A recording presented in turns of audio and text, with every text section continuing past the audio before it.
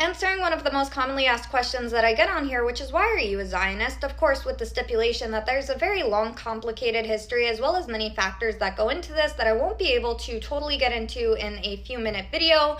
But if there is one specific part you would like more information on, I'd be more than happy to oblige. Just let me know in the comments. So, starting with the most basic. Judaism is an ethno-religion. They are ethnically Jewish, they are religiously Jewish. They could be both, they could be one, or they could be neither. This is how this works, and I don't understand why so many people have a hard time understanding this concept, especially when there's genetic markers that are unique to this specific group of people. And before you say it, why are DNA tests banned in Israel? They're not! Please learn how to use Google. It's so simple. It can save you from looking so silly. So now that we've established they're an ethno-religion, well, great. So where do they come from? They come from the land of Judea. Now, what happened to Judea? The Romans came, they conquered the land, they enslaved people, exiled people, or unalived them, and then they decided to change the name of that land to Syria, Palestina. And thus the creation of the Palestinian name was made, not by Arabs, not by some indigenous group that was living there, no, by colonizers who changed the name of the land in order to mock the Jewish people whom they stole it from. Now, fast forward over the years, there's many different groups that go in, colonize, conquer that land. And then eventually the British show up and they change the name to the British Mandate of Palestine. At this time, we are seeing mass influx of both Arab people and Jewish people. This is a little bit after World War I.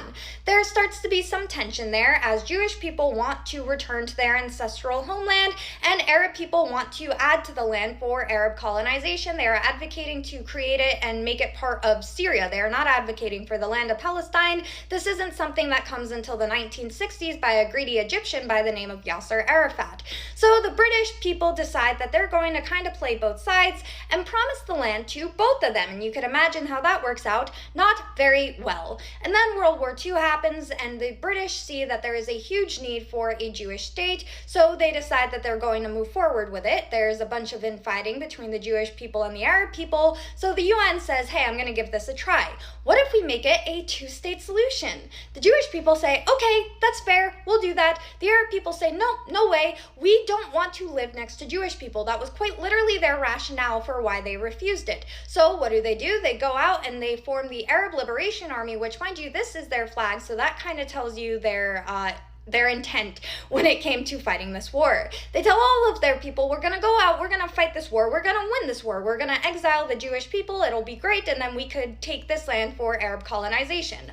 Well, it doesn't so much as go to plan for them, and they lose. They lose embarrassingly badly because they kept sabotaging each other. Well, why'd they keep sabotaging each other? Because they all wanted the land for themselves, for their own countries, not to help the Palestinian people that did not exist yet at this point in time. So as we look throughout history, we could see more and more surrounding Arab countries decide they're going to attack Israel. They lose. They sometimes try to cry victim. It doesn't work out that well, or sometimes it does, and Israel has to take a step back, but that's where we're at. Now, if we look at things from a cultural standpoint, Israel is a beacon of hope and democracy in the Middle East. Women there have equal rights, which is something that is extremely rare for Middle Eastern countries. Christians there are welcome to freely worship. There are beautiful churches. They are able to wear their crosses. They are able to do whatever they please so long as it goes with their religion. And this, once again, is something that's extremely rare in the Middle East. Are there small extremist groups whose actions and words that I don't personally agree with? Yeah, absolutely. But guess what? Those same people exist in America where we quite literally saw Christian churches firebombed. Meanwhile, in the surrounding Muslim countries, we have seen our Christian brothers and sisters be literally genocided for years, and yet nobody wants to speak about that, and I don't understand why. So sure, there are bad apples in Israel, but they are few and far between. Nobody really cares what religion you practice so long as you're respectful about it, and then they'll be respectful back, and we've seen this time and time again. On top of that, they're obviously a democracy, and they are an amazing ally for America. They allow us a very strategic strong point in the Middle East. If God forbid we ever needed to go to war, we share information with them, and they have an amazing intelligence system that we get a lot of benefits from. They are known as the tech startup of the world, we get a lot of amazing life-saving technology from there, including things like heart stents and so on and so forth.